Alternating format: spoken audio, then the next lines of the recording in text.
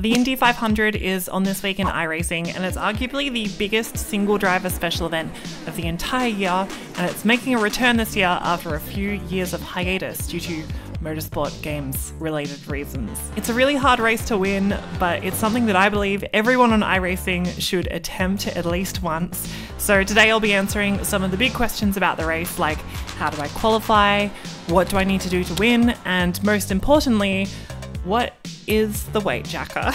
Let's get into it.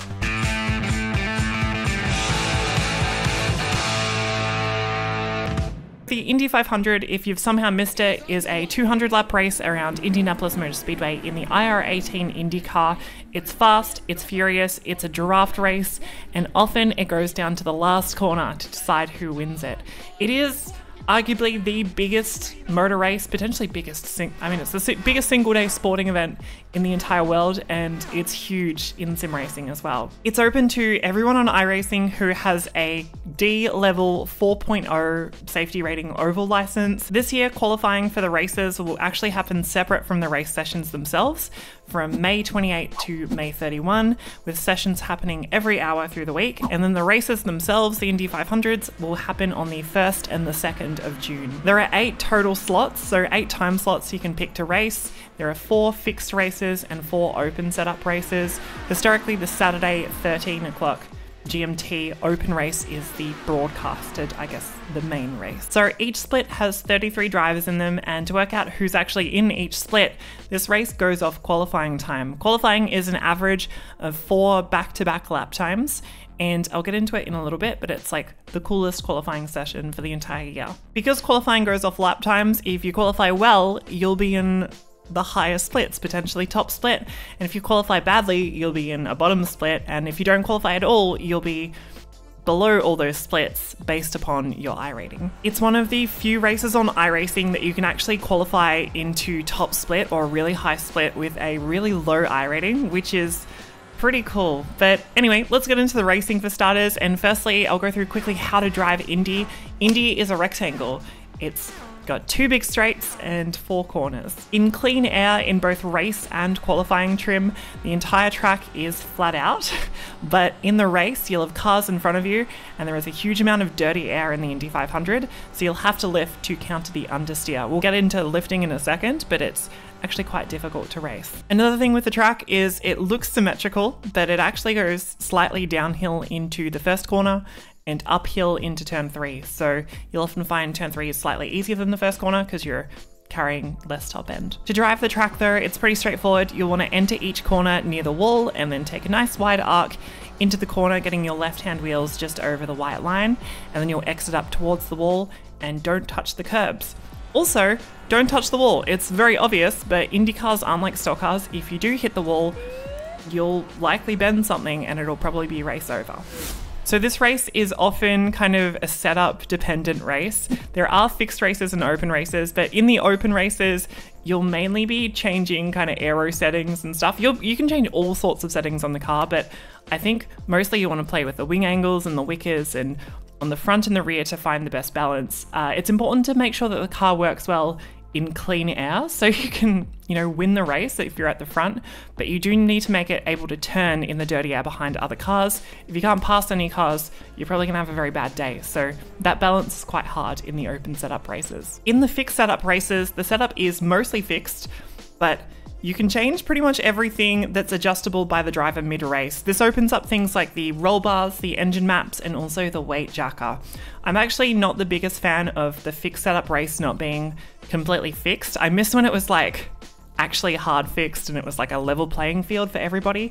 But now that you can change everything, it's important that you know how to do it. So we'll go through our 3 settings that you can change during the race. The first one is the anti-roll bars, or the ARBs.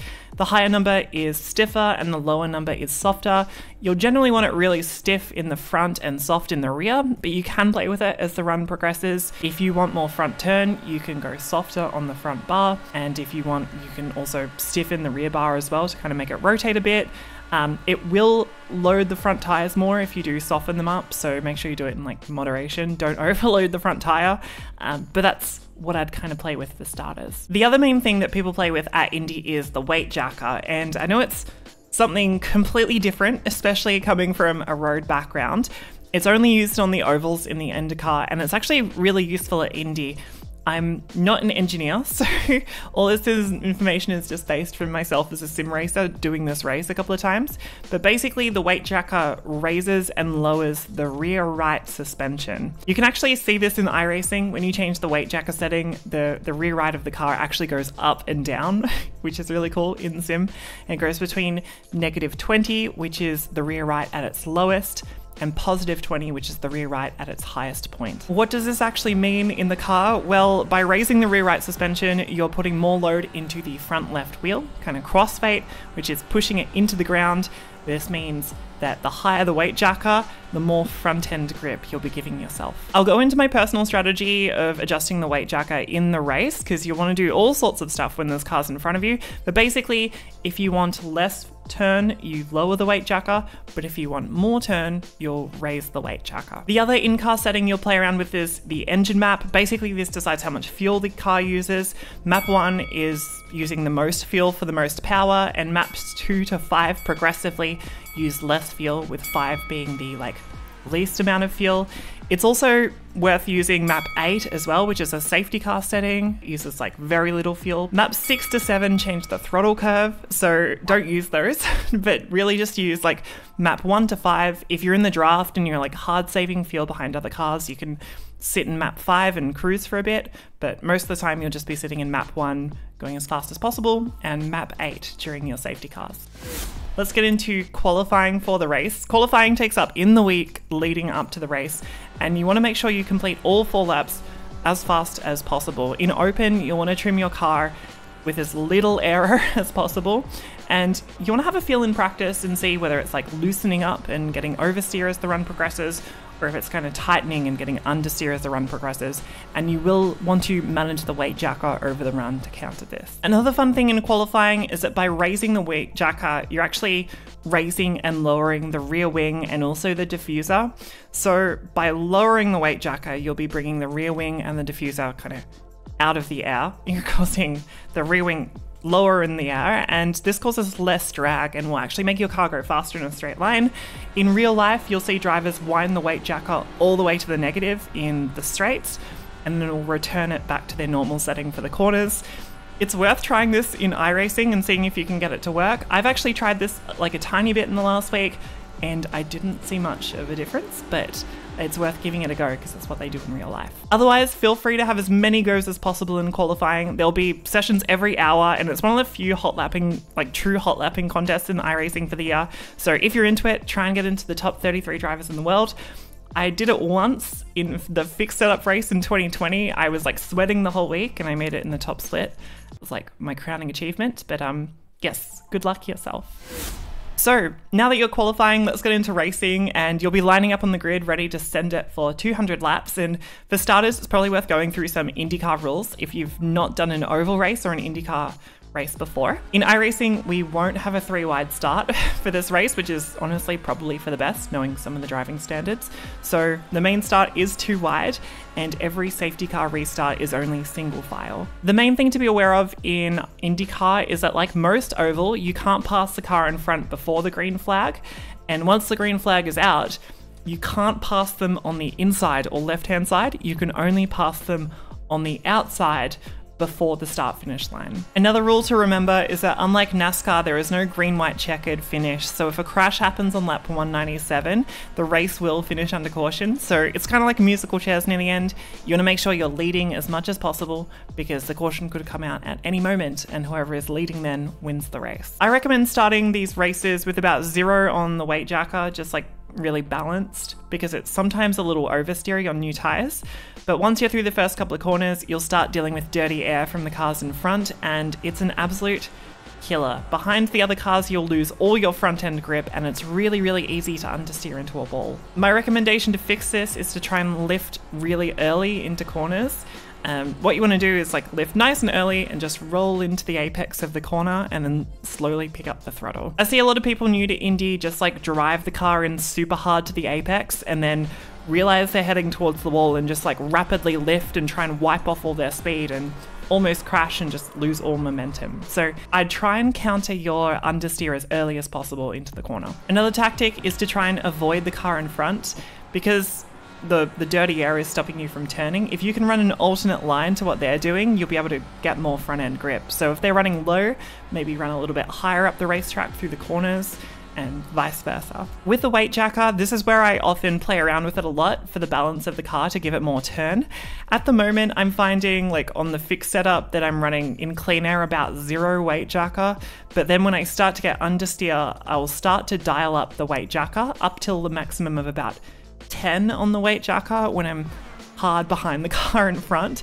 I don't really go over 10 because it starts to get a little bit loose, and when an Indy car's loose, you can just like crash really, really easily. But have a play around with it in practice and see if you're confident going higher than 10 on the weight jacker. Strategy wise, I recommend just doing whatever the cars in front are doing, whatever the leaders are doing.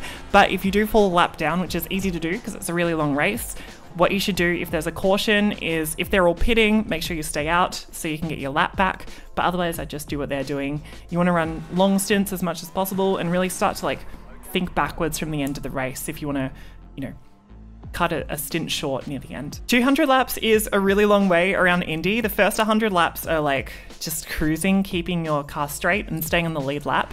And then really after lap 50, that's when you want to try and start to get your car in a good position to actually win the race. And it does sound funny to say, but often the race for the win will come down to the final laps. So you have 199 laps to rehearse how you're actually going to win the race, and then 1 lap at the end to really execute it. What I do for most of the race is practice lining up the cars in front and seeing if you can beat them to the line from turn 4.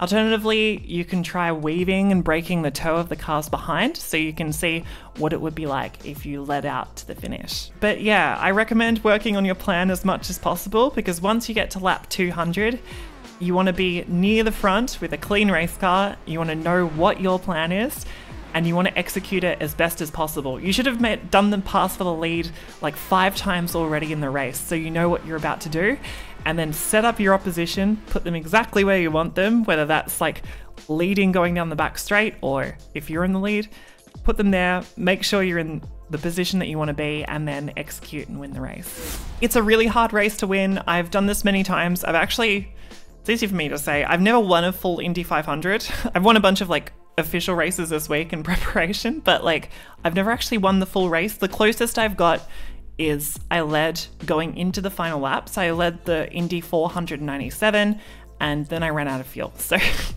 that's the closest I've got, but I hope you go even better in your races. If you're going to race the Indy 500, please let us know below in the comments. I'd love to hear your plans and how your race goes. Otherwise, if you like the video, you can leave a like and you can subscribe to Overtake for more sim racing videos. I'll see you next time. Bye-bye.